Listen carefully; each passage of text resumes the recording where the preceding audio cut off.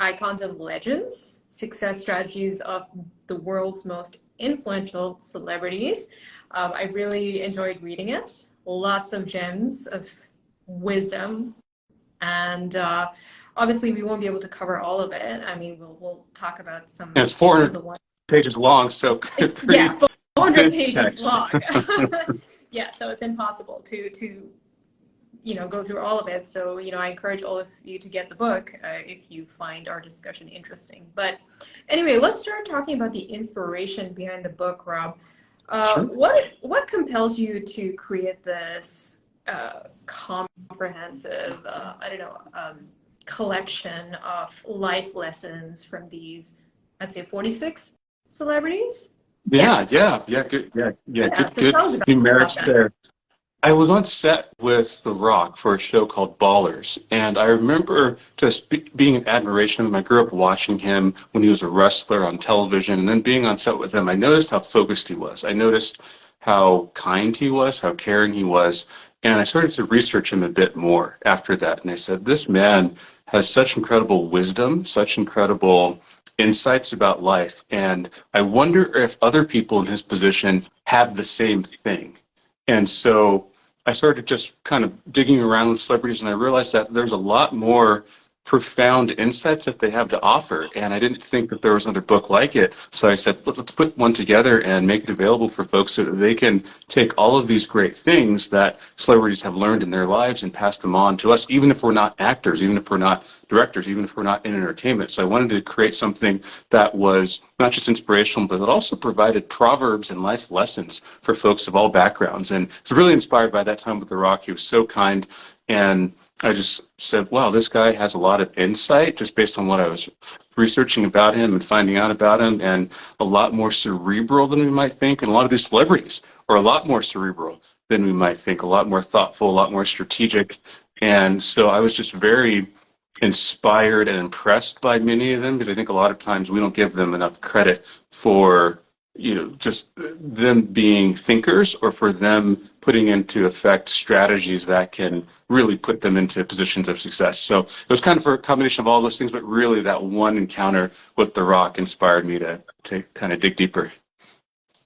Okay, yeah, The Rock comes across as someone who is extremely hardworking and very humble too. Like, Mhm. despite being one of the highest paid celebrities on the planet, he hasn't forgotten what really matters, and he hasn't forgotten, what he went through, his history. Absolutely.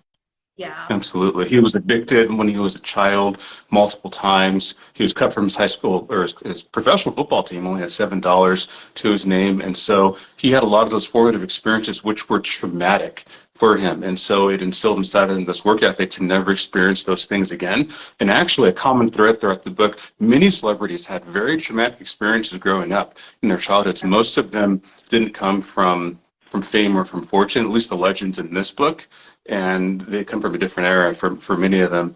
And so they were oftentimes trying to work to escape and to avoid that type of pain. And so they didn't want their families to experience what they experienced. And The Rock is just one example of that. But there are people like Marilyn Monroe and so many, Charlie Chaplin, and so many others who we would be surprised at how much poverty they lived in and just some of their dire circumstances. Okay, and what was the common thread among all their stories besides their difficult past? Mhm. What were the commonalities that you found? So I think for them, they had a relentless optimism. I think it's fashionable these days for people to be cynical, for people to be pessimistic, for people to believe in this thing called declinism bias, which basically means the world's going to get worse and it's getting worse and nothing ever changed that. But these icons, Celine, actually had the opposite effect. They believed that things were going to get better, not just for them, but for the people around them and for the world. And so that was one commonality that they all had from the time they were small going all the way through. It doesn't mean they didn't have moments where they didn't feel sad or depressed or hurt or traumatized, but they always believed in themselves. They had this notion of what I call TB, true believerism. So they were sincere, and that they truly believed, almost to a delusional extent. I think some people, if they didn't have the success they had, people would say there's something wrong with how much hope they have. for the future. And I think that was one commonality, was the hope that they had. They never let their setbacks extinguish that hope, extinguish that flame that they had. Okay, interesting. And what was your selection process like? Because I saw some, I mean, I went through the list of celebrities, and there were some that was like, yeah, I can see why you would add them. It was like obvious, like Oprah, Kevin Hart, like The Rock, Angelina Jolie. But there were some of them who I was a little bit curious about, like, why would he add, so and so? I don't want to name them. I couldn't really see it, so I'm curious to know. And there were some who I felt should have been in the list. Yeah. That's just my opinion. Yeah. No, absolutely. So I'm curious to know, like, what went behind the selection process? Absolutely. That's a fantastic question. I think it's always arbitrary when we write these books in terms of who we include, who we don't include. I wanted to include more, but the book was just fattening in length, and I wanted to keep it sort of as undense as possible. And it also wasn't really meant as an encyclopedia, but there will be multiple versions of this. So this is just the first in what I hope to be either a trilogy or multiple volumes of books. And so really it was the celebrities that spoke to me at the time of writing. I was just struck by certain ones. I wanted to balance old school and new school. I wanted to balance men and women. I wanted to balance sort of diverse backgrounds, starting with The Rock, going, all the way to Humphrey Bogart, and different people all the way within writers, directors, celebrities. And so there wasn't really anything other than an arbitrary selection process of, I really felt inspired by them at the time, and I wanted to make sure that they were balanced and it was inclusive of various backgrounds, not just in the United States, but really from other parts of the world, of people who've made it and who've had global celebrity. I think that was another thing as well, that we have a lot of famous people these days, but we have very few global celebrities. I think there was a quote in there from Humphrey Bogart or somebody who said that you're not famous in Karachi, then you're not famous. And so, I wanted to kind of include those types of people. But with writing books or with any of these things, it's you kind of take pains to try to be inclusive as possible, but you know that you'll miss people. There are a lot of people that I wrote chapters on that I didn't include in the book, knowing that they'll come in subsequent volumes. Interesting. And you refer to these celebrities as legends, and the word legend can seem kind of intimidating to people because it seems like you have to achieve something extraordinary and you have to be this sort of larger than life figure. So is it something that is reachable? Like, how do you define legendary? Ooh, that's a great question. So I wouldn't define it as fame or fortune. I wouldn't define it as outside success. I would define it as, and it's going to sound strange, as sincerity. I would define it as people who were sincere, who were authentic, and who went after what they perceived to be their truth. And in the process, they inspired other people and they remade the status quo in their image. Now, they happen to have outsized results in terms of global fame and global fortune, but really anybody who lives a sincere life, and so many of us are caught up in this sort of pressure to conform, this pressure to sort of be like everyone else. Our similarity creates our comfort, but our difference creates our reward. But there's so much pressure from school and from work and from family to be like other people that it's hard to be sincere in our lives. And I think to be legendary, it's a person who is sincere and who basically goes after their goal with all of that sincerity, and then they reach it. And I think, so you can be a legend without being famous. You can be a legend without being rich. You can be a legend, and it's not just about achieving sort of immortality. It's about essentially reaching your truth. And there's nothing more inspiring than seeing somebody who believes in something and goes after it, and who truly does. And they're not just posturing, they're not just positioning themselves, they're not just being strategic. I've been around so many famous people, and a lot of them, it's just about the next thing. They're just angling, they're curious. But there's a difference when that truly believes, and there's an admiration. And in our personal lives, you can see people who, again, it's a bad example, but Mother Teresa, she sincerely believed. And there's something that that belief did to the people around her. Yes. And I think so in our lives, if we want to be legends, it's sort of saying, okay, we need to be sincere in what we're going after. We need to drop the doubts. And that has it's infectious to others. So being legendary is being infectiously sincere and hopeful and optimistic and sort of saying, I'm not going to let anything stop me. And I think these celebrities really mastered that. These icons really mastered that. These legends really mastered that. Yeah, that's a great answer. And you say that being a legend has nothing to do with material success and fame. So can someone be a legend even if they don't really have anything to show for it, or like they don't really achieve like something that's very visible? Yeah, no, that's a great question. I think Because there are a lot of people who try, right? Like for instance, like in Hollywood, it's very hard to break into the industry.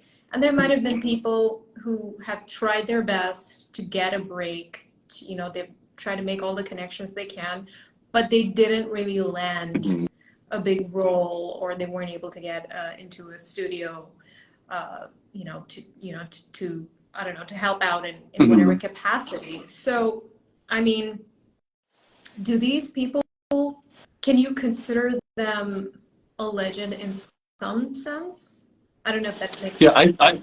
Yeah, I think so. I think there are a lot of people who are famous today, for example, who weren't famous when they were alive. So you have people like Emily Dickinson, you have people like Van Gogh. You have so many others who nobody knew who they were, and then upon their death or decades or centuries later, people discovered them. I would still consider them legends in their own time. And I think it goes to intrinsic versus extrinsic motivation and rewards. So I think you can be, I think what makes you legendary, what makes you iconic is being inspired to do things for their own sake and going after them for their own sake, as opposed to just going after them for the reward, going after them for the validation, going after them for the result. And so I think that, at least in my mind, think about personal mentors and think about people that have truly changed their lives. They typically aren't the folks that have the outsized achievements and awards. They're typically the folks who are coming in and day out and who are enjoying their journeys. And so I think you're more of a legend if you enjoy the journey, you enjoy the pursuit, you enjoy the path, you enjoy what you're going through, as opposed to being fixated on whatever that end result is. And I think it's interesting because the more you enjoy the journey, typically the more the end result is going to manifest itself in a strange kind of way. And so I've just noticed in my own life, I've noticed with these celebrities that the more, like, but we talked with my first book, 40 Laws of Happiness, and I really enjoyed that. But I really enjoyed writing this book because it wasn't about what would the public think or what would readers think. I was doing this because I was inspired. I just wanted to do it, and I would do it if I didn't release it. And I think it's the same thing with these celebrities. They will take these acting roles, or they'll take these jobs just because they want to challenge themselves, as opposed to getting global adulation. And I think for folks kind of on the everyday level, are you doing things because you want to do them, or are you doing things just for the reward? And so I think you can live a legendary life even if nobody knows it, because at least you're sincere and you're enjoying yourself. 85% of people, Celine, don't like their jobs. And only 1 out of 5 celebrities is happy. And so it shows, a lot of times people are doing these things because they feel that they have to. They feel burdened by these things. But the people that do like their jobs, they do like their lives, they do pursue things for the joy of them, they're legends in my mind. Yes. And this is such an important message, because the younger generations, like Gen Z, they are pursuing fame. They want to get a certain number of followers on social media. They want all the glamour, a lot of them. Without really understanding that joy really comes from the doing, right? Following your passion and being intrinsically motivated. So I think this message is super important for the younger generations to understand. No, absolutely. I think that's the number one job desire in the world, is to be an influencer, to be famous for being famous. And I think that's the difference between Gen Z and even some millennials versus these icons and legends that they actually did things. They pursued goals, and the Yes. goal wasn't to be famous. Fame is such a hollow goal.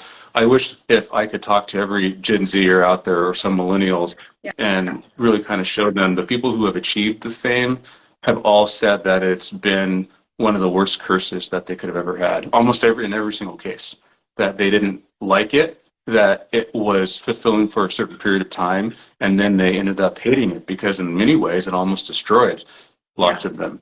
I heard TDJ say something about that.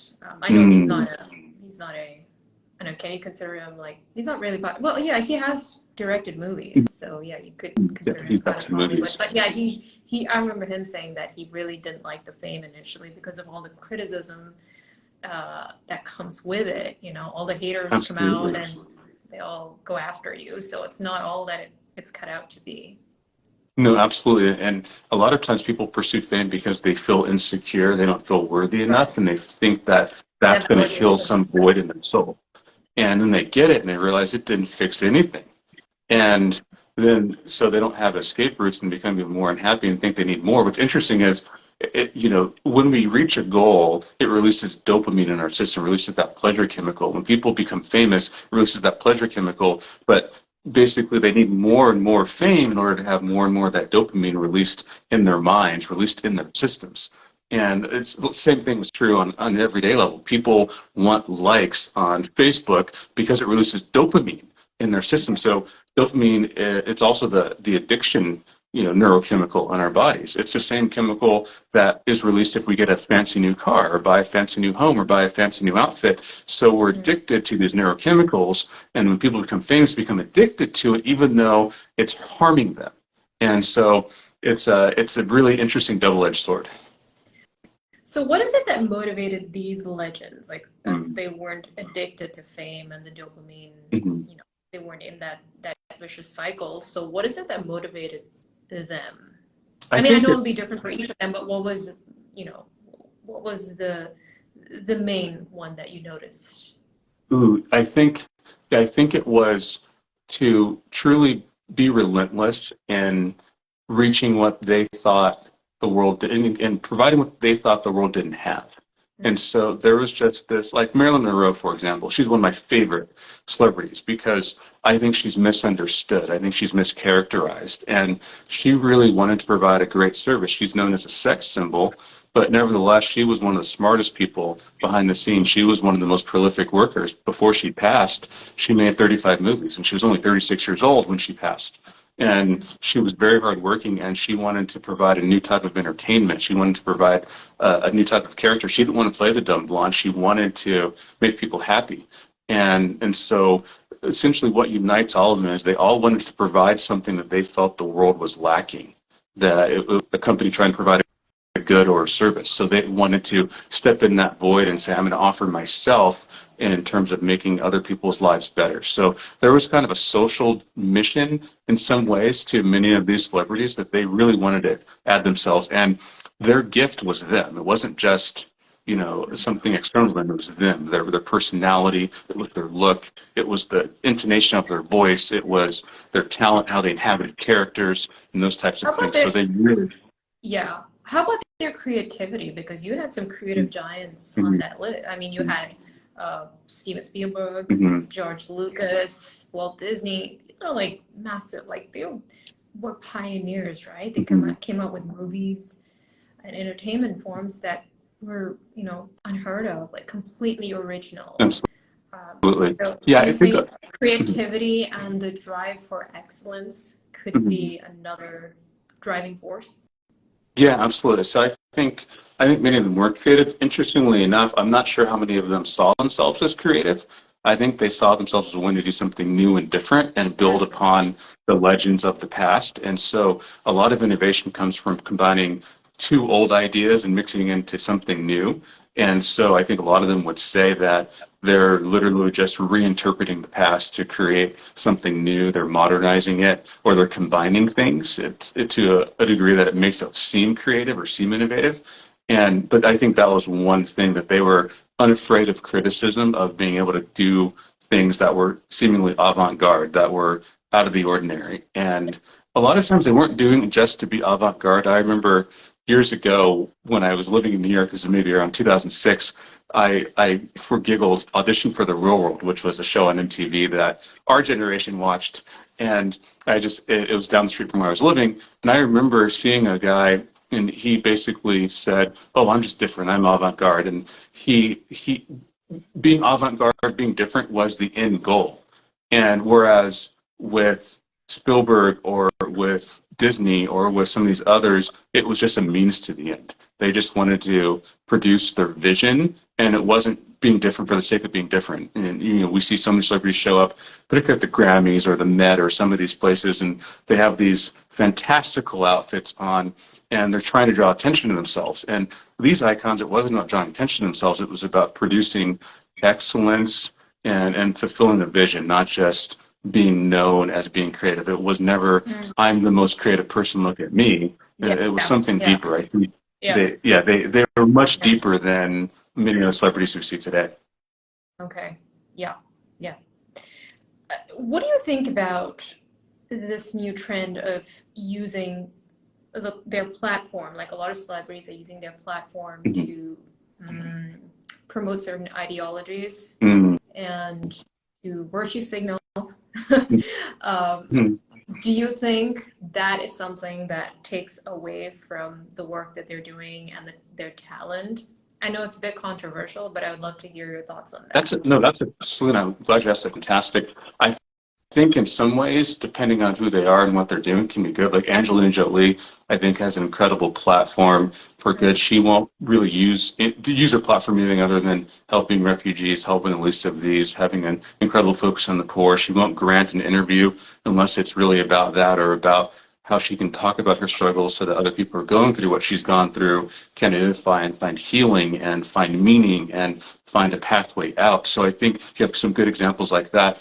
But I also think you have other celebrities who, like you said, are going into this virtual signaling. And, we exist, I like to say, for people who are familiar with the book of Judges in the Old Testament or Torah, they were in tribal factions. And I think today we're in a lot of tribal factions, and so people and celebrities included are virtually signaling to their tribe, and they are essentially saying my tribe is the best, even though they don't analyze their tribe, they don't analyze the assumptions and the biases and the limitations of their tribe. They say, but my tribe is the best, your tribe isn't, and so therefore I'm going to put myself out there. And I think people have to be very careful, not just for purposes of branding, but also I think we need more intellectual humility in it. I think celebrities need to recognize that if their celebrity is not a function of their activism and they haven't become famous of that it may end up earning them more enemies, and it may end up contributing to, I think, a very coarse dialogue. Our dialogue has completely suffered in this country. I think we're in an age of argumentation, and I don't think that it is a positive thing to just add fuel to the fire. I think that we need healing in this country. I think we need people who come together around civility and positive discussion. Celebrities should lend their voice to that. They should lend their voice to this notion of forgiveness and uplifting other people, not tearing down others. We're not going to get anywhere by fighting fire with fire, and I think we've forgotten that, and I think a lot of celebrities have forgotten that, and they're using their platform in a way that is not beneficial to them or to society. And when we look back on it at the end, we'll realize, wait a second, what was I doing? I was just contributing to hate, not love. Yeah.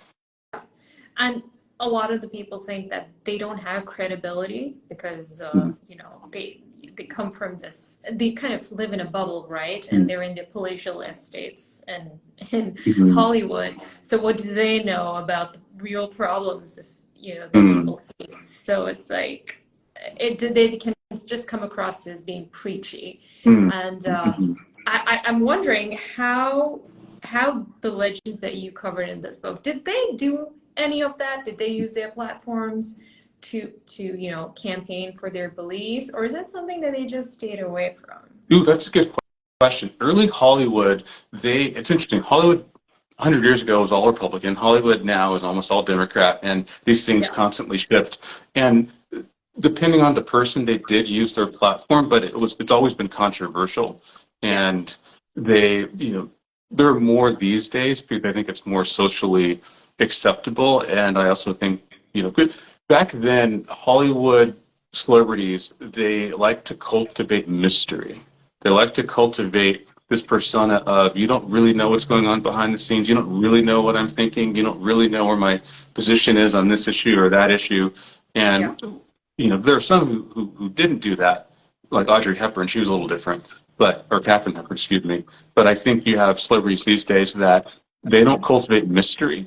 It's we're going to have a reality show if we're not relevant anymore in television or movies or music, and we're going to put everything out there for everyone to see, and we're going to use our platform to promote these causes. And I just really think that that's the big difference between the old school generation and the new school generation. Yeah. And I'm not sure, though, if you look at the efficacy of the results of the promoting using the platforms, if it's actually made any difference, or if it's just caused people to pat themselves on the back. People are addicted to being right, Celine, so people also get that dopamine release when they feel like they've won an argument.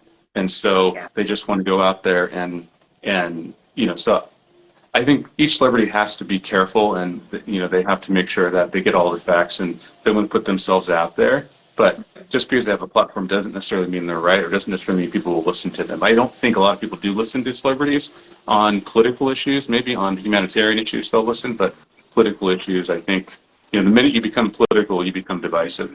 Well, here's the thing. Because of the phenomenon of hero worship, people are susceptible to, kind of being influenced by the value systems and what these celebrities try to bring forth on their platform. So which is what concerns me. Sometimes they promote unhealthy things, like being overweight is fine. Now, I don't want to use names here, but there are some celebrities who say, being fat is okay when it's really not. Being obese is okay.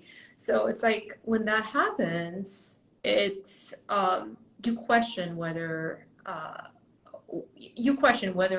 they're using the platform responsibly, and what is their intention behind that. So yeah, absolutely. I think people have to be very careful. I think a lot of times celebrities are very emotional people, so they get caught up in trends, or they read an article and they assume that that's the truth, and they go off and kind of campaign on it. But like you said, there are some unhealthy and toxic behaviors that are being promoted, and I think if they have the right people around them, they might be cautioned, but they don't keep people around them for cautioning them. They keep people around them for making them feel good in many cases.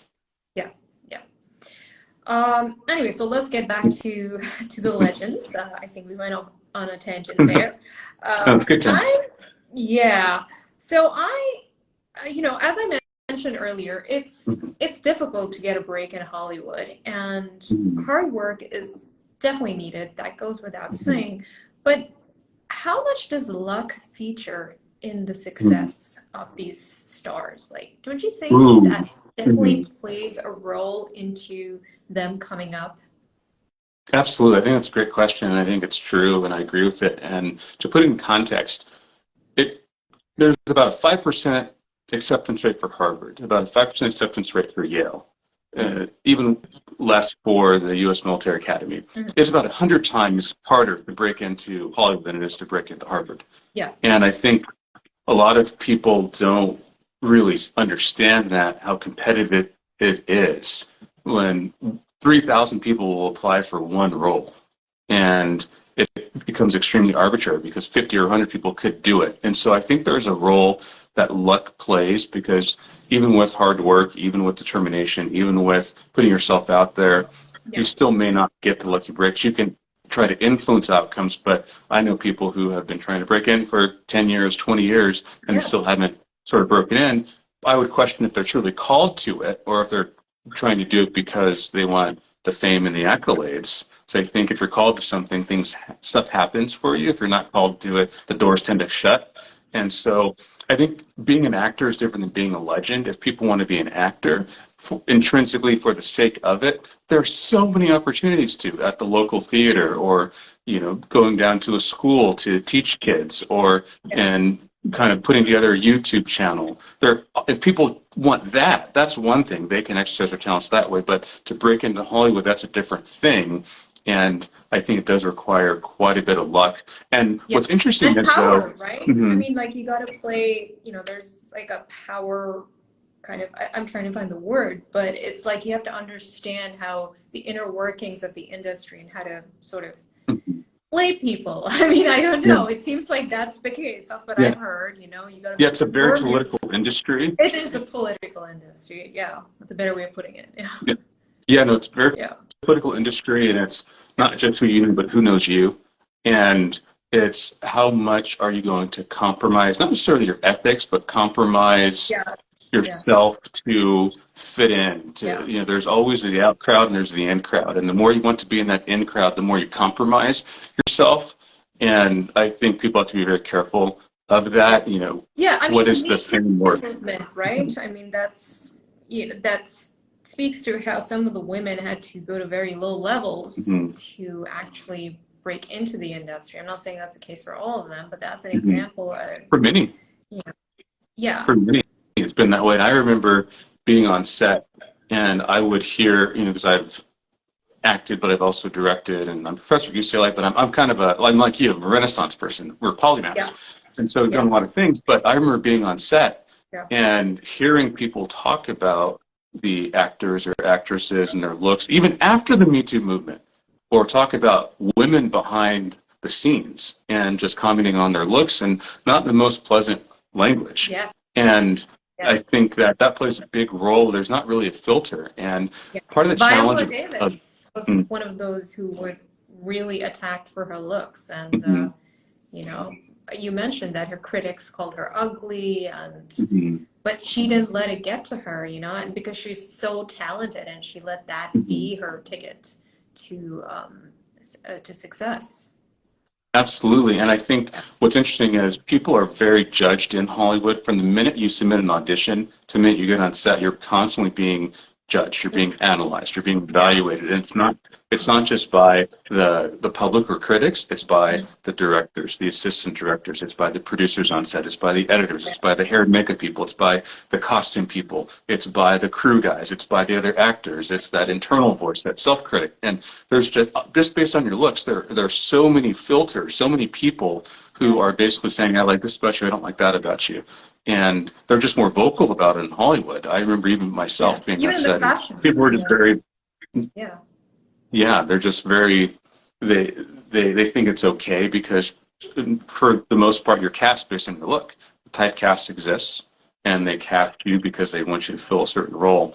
But you're constantly being judged, and you're like in a fishbowl. And whether you're very famous or not even famous at all, people look at your looks and they will excoriate you unless you meet an arbitrary style or arbitrary fit that has been determined by Hollywood or by Madison Avenue out in New York, which is totally arbitrary. Like if you look all around the world, Celine, different body images, body types, skin tone types are beautiful. So for some people, light skin is very beautiful. For other people, dark skin is very beautiful. And each culture has a different thing. In Hollywood, though, it's a certain type of thing. Yes. And unless you meet that type of, quote, beauty, then you're not considered beautiful. Yeah. Yeah. So how did the legends, because I know, like, in the past, there was this issue with race, like privilege when it comes to your racial background. For instance, Sidney Poitier, he was able to, uh, break that stereotype and somehow make it into Hollywood, despite him being a black man. And I love Sidney Poitier, by the way. He's such an extraordinary man. I've listened to his audiobooks and, Measure of a Man. And I think privilege too plays a big part in it.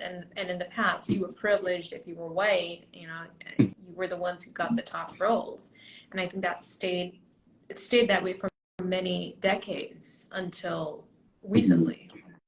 Yeah, absolutely. And I think that even now we're struggling with, there was a new report that came out of UCLA that showed that diversity actually decreased over the last couple of years during the pandemic, and especially on traditional movies, traditional television. And even though that's kind of the idea of the moment, but it hasn't really played out. Part of it is people in the industry, about 93% of executives are white males, and so they tend to surround themselves with folks that look like themselves. They tend to hire directors and writers that look like themselves. And this notion of diversifying basically is not necessarily seen as an economic imperative, but as a social justice initiative, even though diverse casts and even diverse crews actually show that there's more money that's made. So you will make double the box office with a diverse lead than you will with a non-diverse lead. And I think that we've seen that since Sidney Poitier's day, and we see it all the way up till now. But it's just Denzel getting folks, Washington.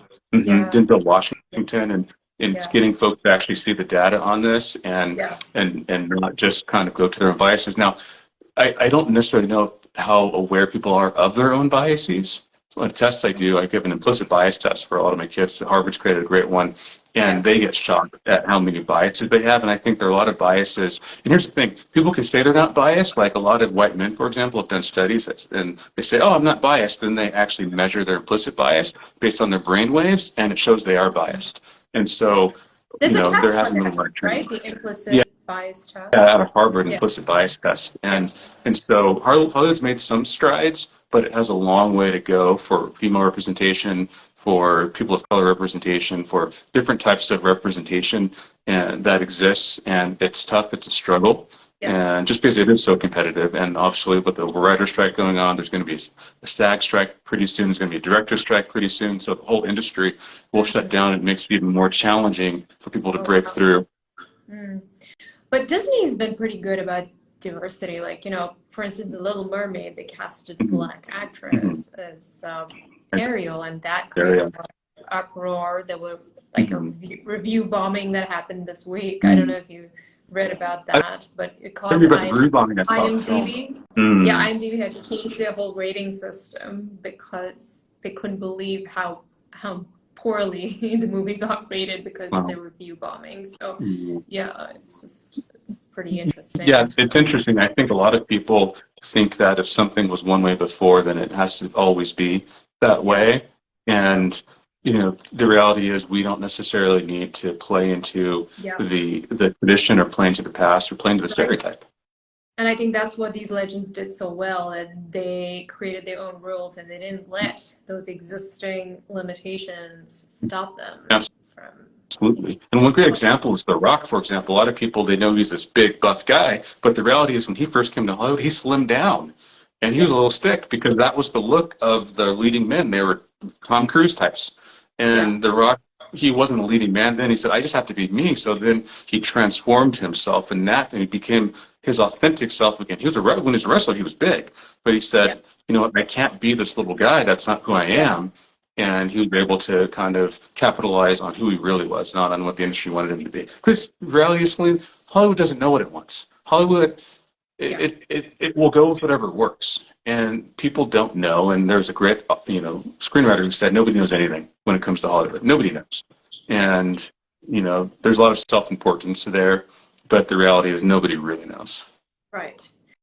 And what role does networking play into the success of these legends? As you think, because I know for Kevin Hart, I listened to his book. I love his story because he's so sincere and he's so hardworking. Honestly, he's one of the most hardworking people in Hollywood.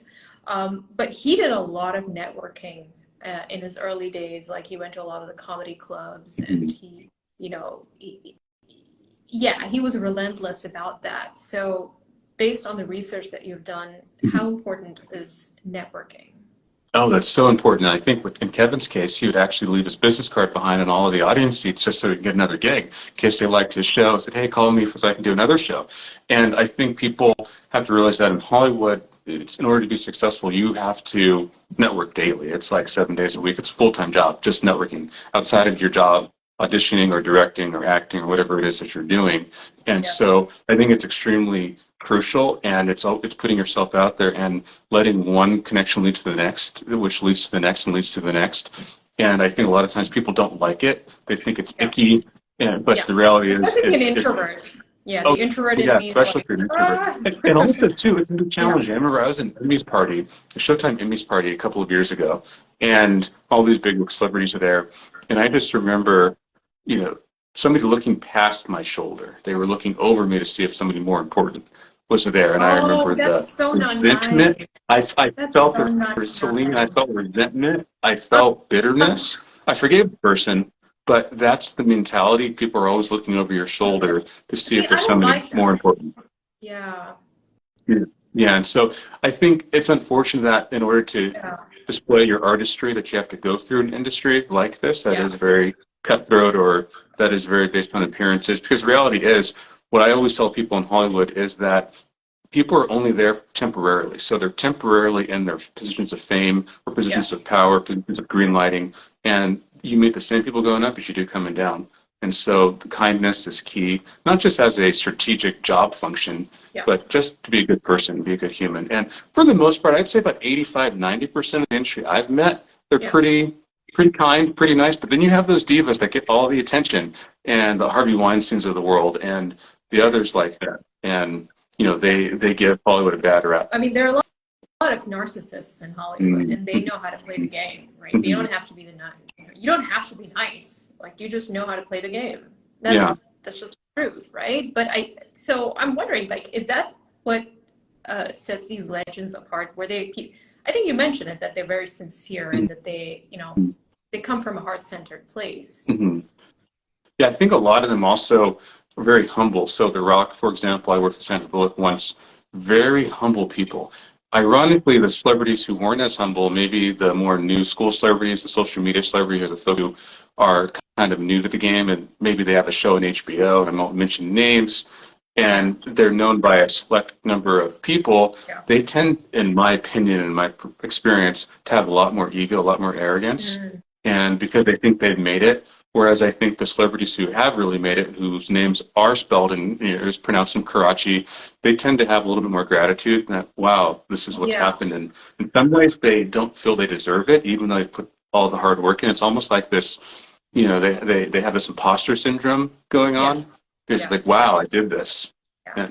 Yeah. I noticed that in personal growth and spirituality too. Like, I'm as a podcast host, I've noticed the ones who are really like the big names, they tend to be the most humble and the sweetest and the kindest. And people who are, they're okay, like you kind of know them, they tend to be arrogant. Like, I've noticed that. Like, Mm. in general, I've noticed that too. So I think that Yeah, it makes is them. interesting. I think it probably is a function of them being the greatest and being the best and being at the top of their game because people Yeah. like them. And like, wow, this is actually a human being that I can relate to and that has struggles and has issues. And, they put on their pants in the morning the same way that I do, and they don't see themselves as superior to me. And I Yes. think that, it's interesting. George Clooney says that to be a global celebrity, you really have 5 or 10 years at the top.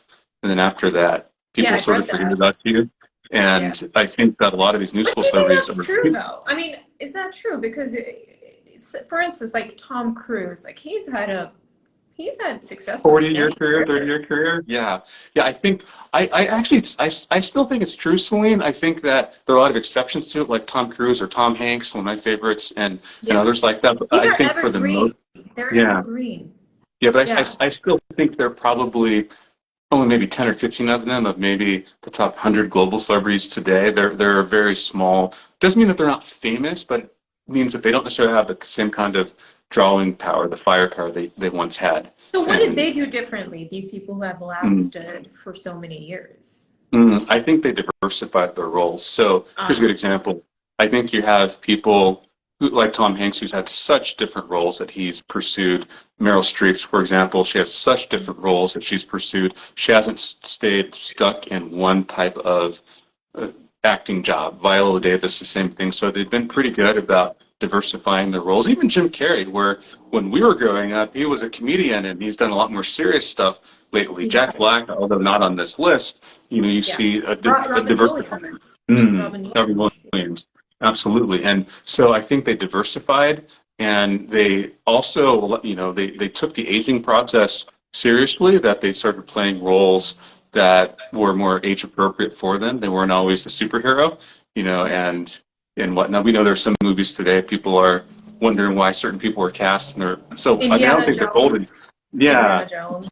Yeah, yeah. I think yeah. he's what, 7? He's almost He's 80, and he's 80. I think he's about 80 he's now, about if I'm not mistaken. 80. Yeah. I think this is the last one he's gonna do, but yeah. Yeah, absolutely. And so Yeah, I think it's diverse. They diversified, and I think Yeah. there's a lesson for all of us in that. It's just diversifying over the course of your lifetime. I think we live in an Yeah. age of specialization, and an Mm. age where people tell you have to be one thing. You have to choose it when you're 18 or 20 or 25. And the reality is, we're such diverse human beings with multiple interests, multiple talents, and Yeah. some of us have one talent, some of us have 20 talents, and that there's an expectation now that we can have multiple careers over a lifetime or multiple simultaneous careers. And Yes. I think that these celebrities did that, and I think the younger generation wants to do that too. I think they see that I have to do one thing for 40 years, that is outdated and it's leading people to incredible unhappiness. Yeah. And we evolve too. We change over time. I mean, our core stays the same, but our skills evolve and we Mm-hmm. learn more. So Absolutely. yeah. Absolutely. I don't know. Does will Instagram cut us off at the hour? I'm Oh, not. I don't know. I'm not sure. I'm not Okay. sure. Okay. No, I know. I think we started like. Yeah. I think Maybe we. at I 9. think we have time for one more question. Fantastic. I'm sorry. I said fantastic. Sounds good. Yeah. Yeah. So, what was interesting is a lot of these, well, most of these legends had very unusual jobs before they got into Hollywood. So, can you share some of them with us? Ooh, that's a good question. Marilyn Monroe is one of my favorites. She grew up as an orphan, but she went to work in a factory and during World War II, and when everything was going on, and she was discovered in the factory. They said, "Who is this woman?" And she didn't have blonde hair; she's brunette. And they said she has a look, and she was discovered in the factory. I think one of my favorite is Clint Eastwood, who was a forest firefighter, and which was a lot of fun, and also a lifeguard. Michelle Pfeiffer was a grocery store clerk, and a lot of them Really? had very, yeah, really interesting background. And most of them weren't medical doctors, lawyers, or professors. They had very humble jobs, and I think partly that those things allowed them to want to pursue more because they didn't have the comfort, the stability that other positions provide. But they had some really unusual experiences, and a lot of them feel like that helped them. Those things helped them in kind of continuing to push the envelope. They didn't want to stay where they were. And contrary to popular opinion, I can't think of really one that was a waiter or a waitress on I the know list. that's what's commonly that's the common that's Yeah. stereotype, right? Yeah. Yeah. Yeah. Yeah. I know Kevin Hart he worked as a shoe salesman, right? Like he was. Yeah, she's salesman, Yeah. and Yeah. they just did a variety of different Some of them things were that were janitors. Was it Steve Harvey who was a so. janitor, or was it? So that's a great memory. James Cameron was a janitor, Oh, and he was he a was a truck janitor. driver as well. So Oh, he was driving really? trucks. James Cameron? Yeah, Okay. he was, which is crazy because when you think of James Cameron, it's not just his creativity, but it's the brilliance of his technical intellect Yes. that he invents all of his technology for his films. Yeah. But he was a truck driver and he was a janitor, and who would have known that a janitor knew engineering and physics and all of Yeah. these types of things? And Yeah. the reality is there's brilliance in every profession. And I think these celebrities are an example of that. But I think we overlook so many people. Like, I'm a professor at UCLA, Celine. If you were to ask me who's more interesting as a conversationalist, a cab driver in New York or a professor, and we won't name an institution, I say a cab driver. I agree. I've had some of the most interesting conversations with cab drivers. Yeah, they're smart, they're Yeah. well-read, Yeah. they're they're curious. Yeah. And I think that these celebrities had jobs that belied the fact that they were so deep and so searching and so smart and whatnot. I think it would do us a great service to realize that the people that we see out there every day who are taking orders and other things, that there is a deepness to them, there is a richness Such to a great them. message.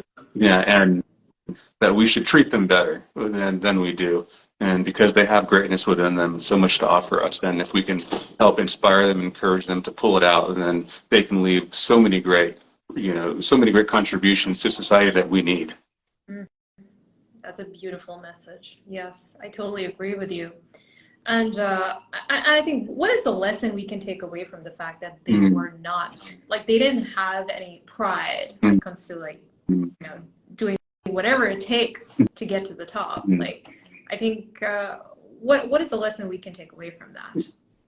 I think that humility is underrated in success. Humility is underrated in greatness. Humility is underrated in terms of becoming the person you're called to be. If people realize that the more humble you are, meaning that you recognize your limitations, recognize that you're only here for a finite time, recognize the strengths and the contributions of others, then it's going to make you more grateful in that process. It's going to make you enjoy the process. I think one takeaway is, and this is going to be a surprise, I think, for a lot of people, and that is these legends realized how much they had to rely on other people. That I think sometimes we have this American notion of pull ourselves up from the bootstraps. That's just not true. There are so many people that help us. We have moms and dads who love us if we're lucky. We have teachers who care for us. We have people that pave our roads, people that make our clothes, people that pour our coffee, people that create the homes that we live in, people that build the planes that we fly in, that build the cars that we drive in. And I think these celebrities recognize that they needed to depend on other people. We're in such an individualistic culture, but they recognize, I think, the beauty of some of these Eastern cultures, which is there's beauty in the collective, there's beauty in other people. And you can only see their beauty when you're humble. And so I think that's what unites many of them. They were humble enough to see that. Not always, not at every moment throughout their life, but for the most part, they realized that these people added so much to their lives and that they would be nothing without others. Preach it, Rob. Thank you. Oh, wow. What a great note to end our conversation on. Rob, thank you so much. Thank you so much. I really appreciate it. This stimulating conversation and for adding so much value to our community. I genuinely appreciate it. Well, thank you so much. I appreciate it. And sorry again for being late and technical difficulties. That's totally fine. And thank you to everyone who joined us and participated in this session. If you enjoyed our discussion, I encourage you to pick up Rob's book, Icons and Legends, Success Strategies of the World's Most Influential Celebrities. I believe it's available wherever books are sold. It's filled with inspiring stories and actionable steps that you can take in your own life. And yeah, it's just a brilliant, brilliant book. So have a great morning, afternoon, evening, wherever you are on the planet. And hope to see you again in the next Live with Celebrities.